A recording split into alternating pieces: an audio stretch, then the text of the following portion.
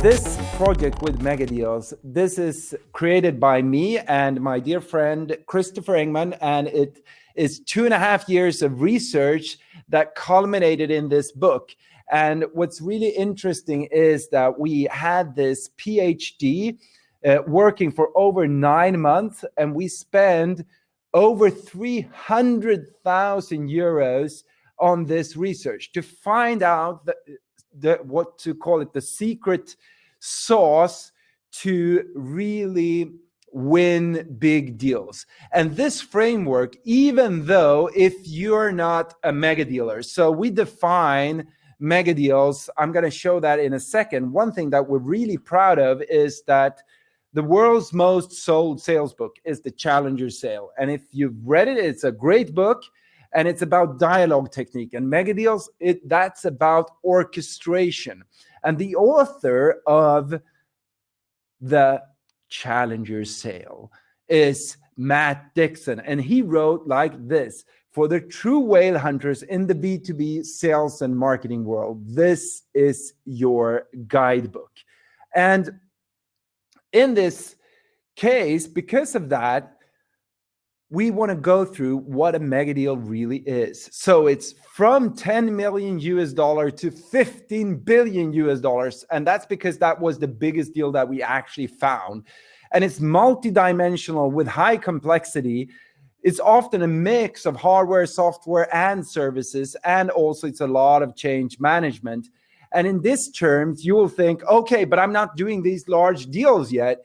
Well, you're going to be able to use the things that I go through today as a checklist so that you can apply it to your existing sales. And in terms of this situation with the economy changing and consumer behavior and your clients' behavior probably changing as well, this is going to work and help you a lot.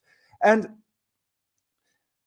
when you look at a mega deal, it's really like heavy military equipment, airplanes, air traffic control system, large construction projects, and the largest mega deals projects, they're really large and really extremely big deals. And if you compare that to maybe a web project or a copy printer solution or whatever, you see that it's an amazingly big difference. And that's also why the selling is different and the marketing is different. And there's like this common thing, for one example, that marketing should produce leads. If you're doing a deal for $500 million, you're not going to have a problem with leads. That's not the main issue. You're going to have other problems that are much more important to break through, right? And the difference between most sales and marketing literature, and especially sales literature, is that it's about dialogue techniques, about having great meetings and pushing the dialogue forward. And that's all great if you have a small deal, but if you have a more complex deal, even though it's not a mega deal, you're going to have issues with orchestration. And this is what we're going to talk about today. So orchestration and our method is based on the 5 cornerstones that we will go through, and then some things that we really don't have time for today, like the message architecture, the brand platform, like account-based marketing for mega deals, enterprise social selling, and financing and contracting. So the dialogues techniques, the things that are really taught, is just one piece of the puzzle, and you need to master all of this to become world class. And there are 5 really big mistakes. And if you look at them in the book, you're going to see them as mistakes, and you're also going to see them as something else, as the cornerstones. So the first one is that you're not connecting what you're selling to a key initiative. So most large companies, they're run by a few priorities where they really focus on breaking through.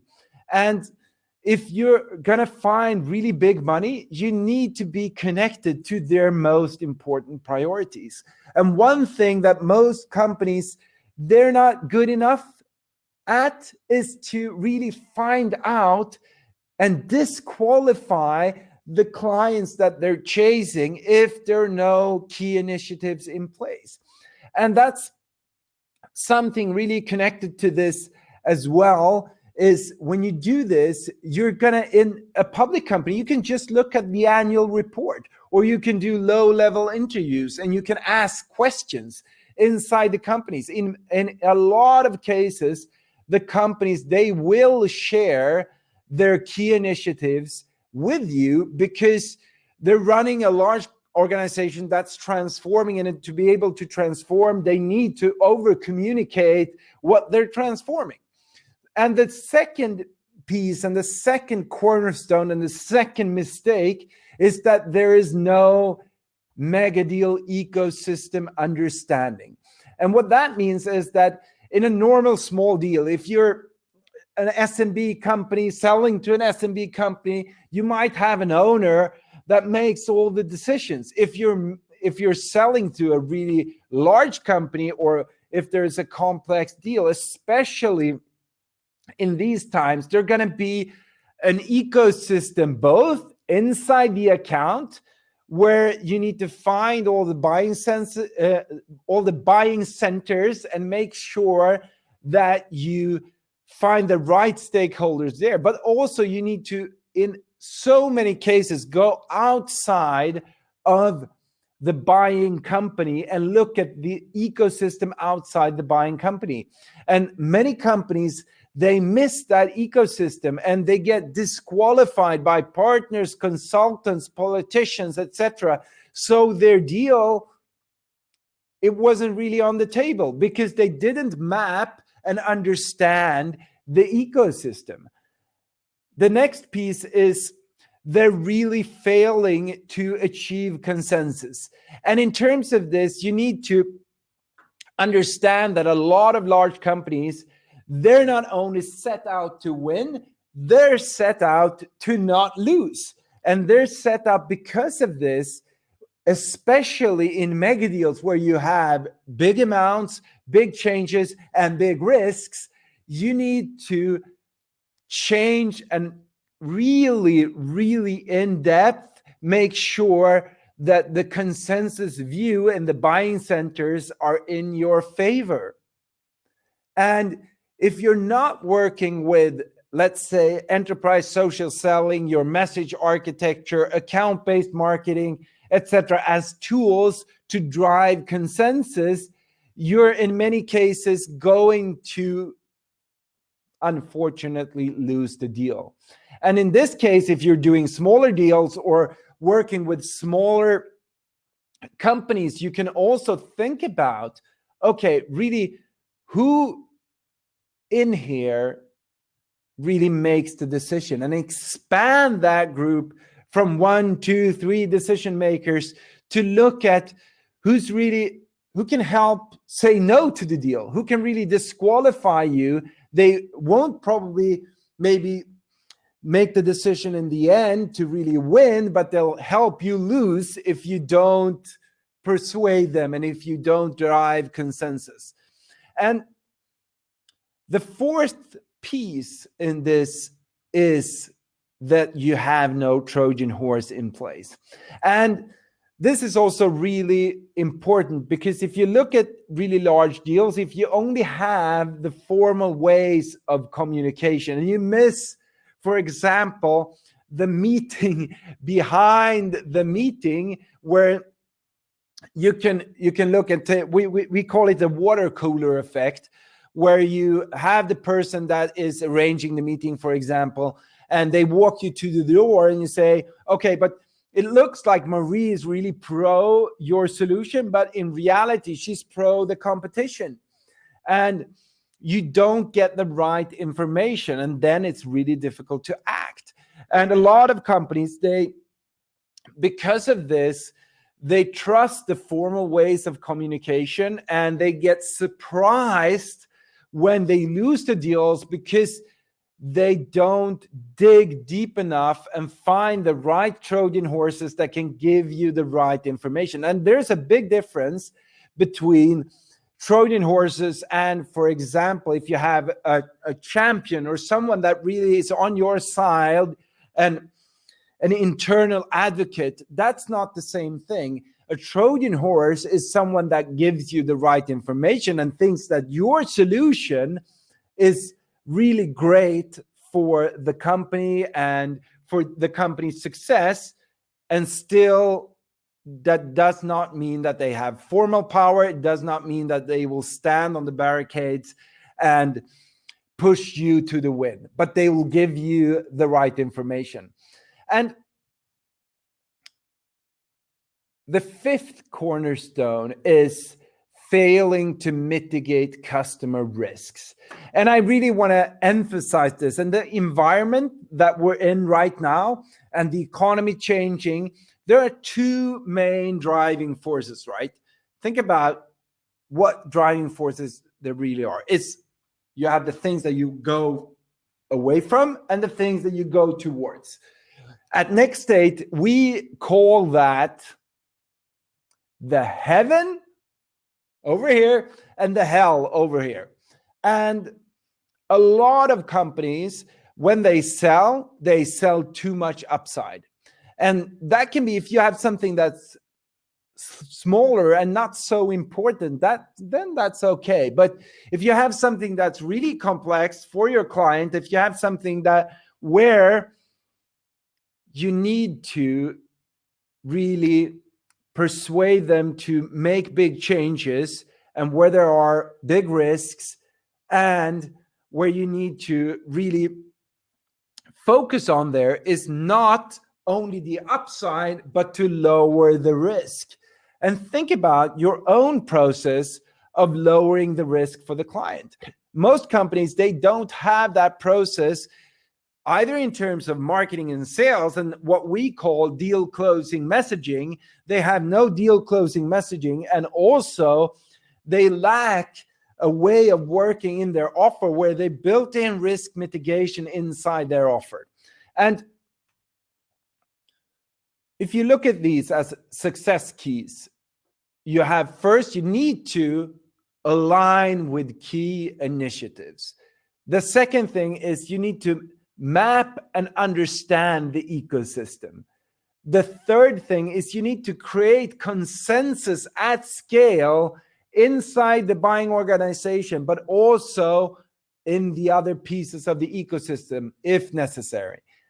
And then number 4, make sure that you find and develop Trojan horses.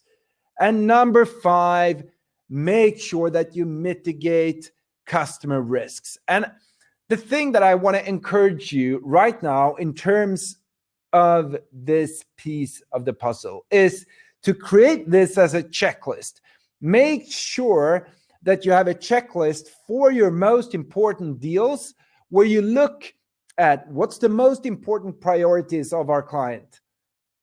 Is this connected? What we're offering, will that help them to achieve their outcomes? And is it clear in our message, in our marketing, in our sales presentations that we're connected to those key initiatives? And also, number 2, make sure that you map out the ecosystem. And especially if you're in tech, you see all these ecosystems developing much faster than before.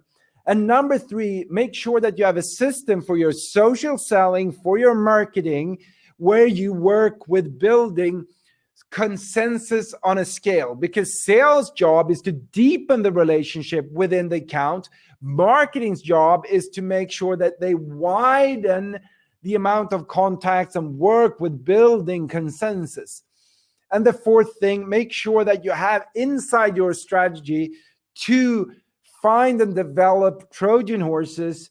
And number 5, both build in to your offer a way to mitigate the customer's risks and frictions. And also make sure that you have deal closing messaging in place where you help if you do smaller deals, make sure that that's automated so that you take away the risk. So I think for today, to be spot on time, that's what we have time for. There are tons like this. There's so much content in this book. Right now, if you buy it on Amazon, we actually lower the price for the digital version so that it's less than a Starbucks coffee. So if you want to go to and learn more about this, go into the on Amazon and buy the digital version for like $3 or something like that. So if you have any questions, I will open up a few minutes for questioning. So please, if you have questions, just type them into the chat.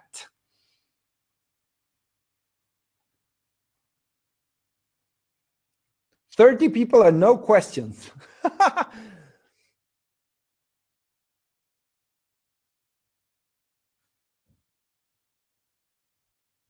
Dropping off.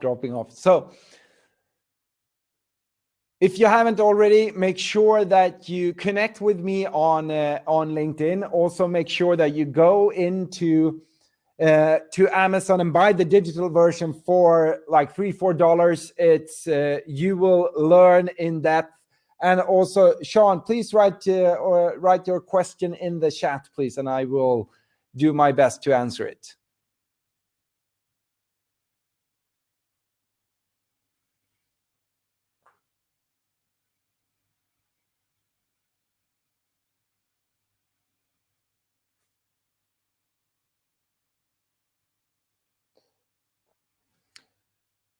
So now we have.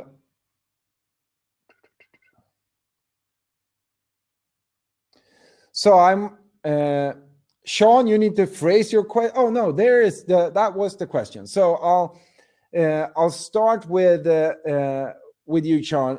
The thing is, so in large deals, you will want to divide and conquer as well. So you don't want to keep everyone updated all the time on everything. So, for example, there's a really interesting strategy of making sure that you develop consensus by keeping people apart, by having individual conversations, both on social media, in terms of LinkedIn and so forth, and also in meetings and phone calls, etc. And we have something that we call that we develop called a pre-call. So if you have an important meeting too early in the sales process, you don't want to get too many people inside a meeting, because large organizations, they are driven a lot away from what they don't want, and because of that, they're driven of what they don't want. They're gonna not stand up and say this is a great thing if they see that their colleagues think it's they don't know. So then they're going to be afraid because of internal politics. And so I think you should not always keep all people updated. I think you should instead make sure that you have individual conversations, and when you're further down in the sales when you're further along in the sales process, then you can put people together. And I'm gonna Liang and Damien, a quick tip for developing Trojan horses. So one thing to think about is that the Trojan horse, we actually also had when we did all the interviews, we did a lot of interviews with people all around the world that all are mega dealers according to the definitions of mega deals. And the thing is, what you want to do is you want to make sure that it's not a false Trojan horse. So you might have a person that says that they're pro you, but in reality they're pro someone else. So that's one thing. The second thing is to really make sure that you both work the organization, both from the top and from the bottom. So if you have Trojan horses are often further down in the organizations with less decision-making power. And many times it's just about hard work, about contacting people, booking meeting, booking lunches, making sure that you connect with them, and then make sure that they think that the journey from X to Y that you can help the company with, that they agree on that, and that they agree on that your company is the best solution. And in smaller deals, if you're doing smaller deals, a 3-step way to think about it is to really say, okay, is this really important for the most important decision makers? And number 2, is it urgent for them? And number 3, is it something that they think is difficult? So number 1 is, do they think it's important? Number 2, is it urgent? Number 3, is it difficult? And there is a 4th as well, which, if you're good, isn't a problem. And that is if they have trust that you and your company can help them with the transformation from X to Y and achieve success. So I put in the LinkedIn, my LinkedIn here earlier. So I think that that's the way of contact. So I think, thank you so much for today. If there's no other questions, I've been told that to not, you guys have a full schedule today. And I really, before we end, I really recommend buying the digital version of the book, because we spent 300,000 euros on this project, and it's a great book. And the book is $35-40, but if you buy the digital version on Amazon, it's just $3-4. And we did that just to make sure, as a gift to you guys, so that you really can use this information and do not feel like the investment is too much. So thank you so much. Have a great day. Now I am going to leave this session, and hopefully see you soon. Add me on LinkedIn. I'll accept you. Thank you so much. And please add me now so I know it's from Upstart. Thank you so much.